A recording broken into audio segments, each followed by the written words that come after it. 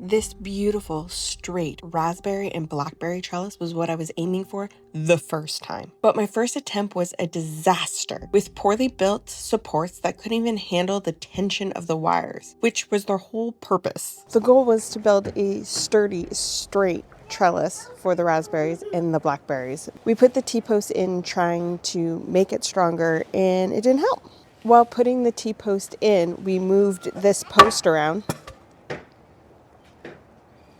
and now it's all falling apart, so we need to fix it. Stick around and I'll show you how much food I expect this space to actually produce. We started by removing the wood frames so that we could start with a clean slate. I was in fact so discouraged by my original design failing that I asked my husband for help fixing it. I think a couple factors went wrong. I used screws that were too short, and I didn't account for the tension that the wires would put on the ends. It was just a very poor design overall.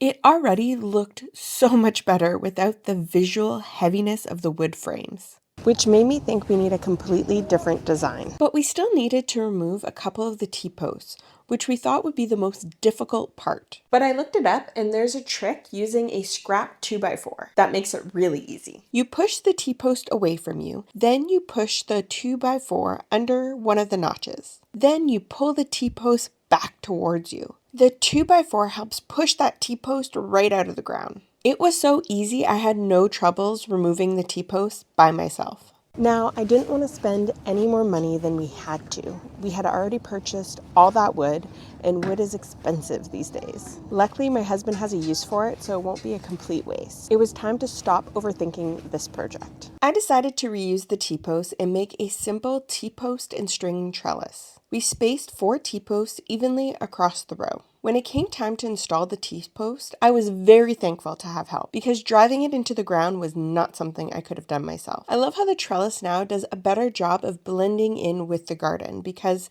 the T-posts are thinner and darker in color than the 2x4 frames I had there before. At this point, I was pretty confident that this trellis was going to work the way it was supposed to, but we won't know for sure until we add some tension to it with some strings. I decided to use neon twine for the tiers of support because I wanted it to last all season without sagging, unlike jute twine. We tied the twine around the outer T-post, then wrapped it around the center post, and ended the row by securing it to the last post. It's important to keep tension on the twine while you do this. There are 4 rows of twine, all about 10 to 12 inches apart.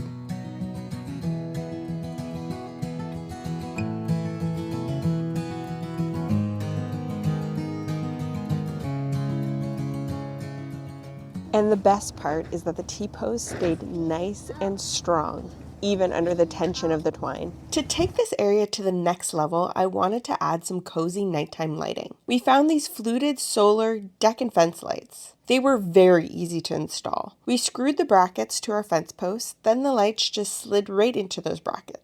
But we did miss a step. We didn't turn them to the on position, and they didn't work the first night. A quick flip of the switch, and that was easy to resolve. They add just the right touch of black to balance out the strawberry cages in front of them. And when they turned on at night, they just added so much coziness to the garden.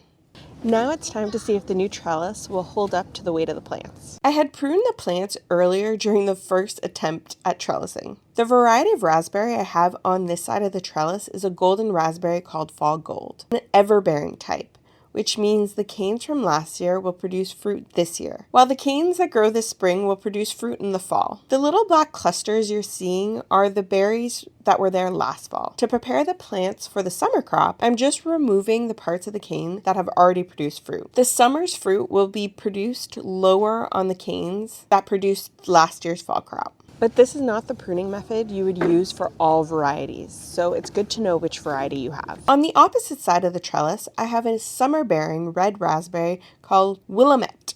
This raspberry produced fruit once a year in the summer, and it only produces that fruit on last year's canes. So there is no spring pruning, because if you prune last year's canes, you remove the fruit for this year. So I'm just tying the canes to the trellis to make harvesting easier and to keep them off the ground. Once they're done fruiting early to midsummer, I'll come back and remove the canes that produce fruit to make way for fresh growth that will be next year's fruit.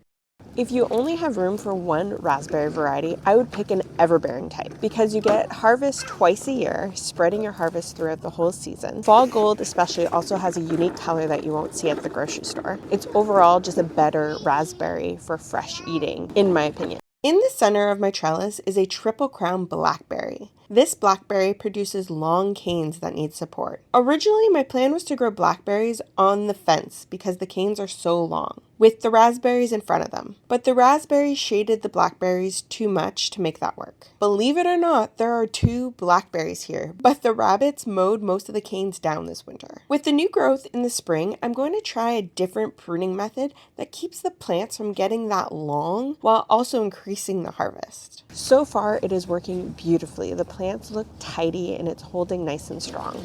But the true test will be when these plants are loaded up with berries. It is already feeling like such a huge improvement. Everything looks clean, more organized, and so much easier to manage. And at night, this might be my favorite part. The lights just make the whole space feel so warm and cozy.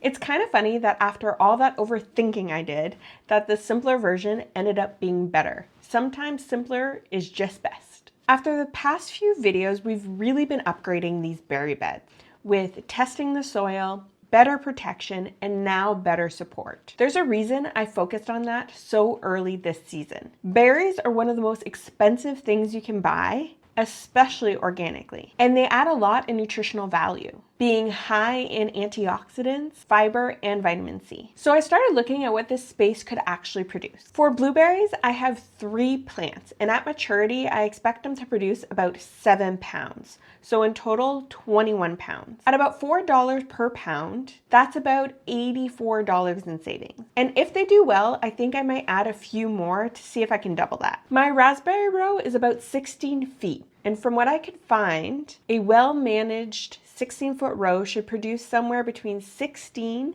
and 32 pounds. So I'm estimating 24 pounds. At roughly $7 a pound, that's $168 in savings. In the middle of the trellis, I have 2 blackberries. Each should produce 10 pounds. So 20 pounds in total. At about $6 per pound, that's another $120. And then there's strawberries. I have about 43 plants, and even at just half a pound per plant, that's just over 21 pounds. At $4 a pound, that's roughly $86. I would love to find more areas in my garden to grow more strawberries. So altogether, that's about 86 pounds of berries, which comes out to about $458 in value. And that's why I wanted to get this set up properly this spring, because if this all comes together, this will make a pretty big difference for us. In the next one, I'll be tackling some winter damage in the front yard and using it to my advantage to make some more room to grow more food.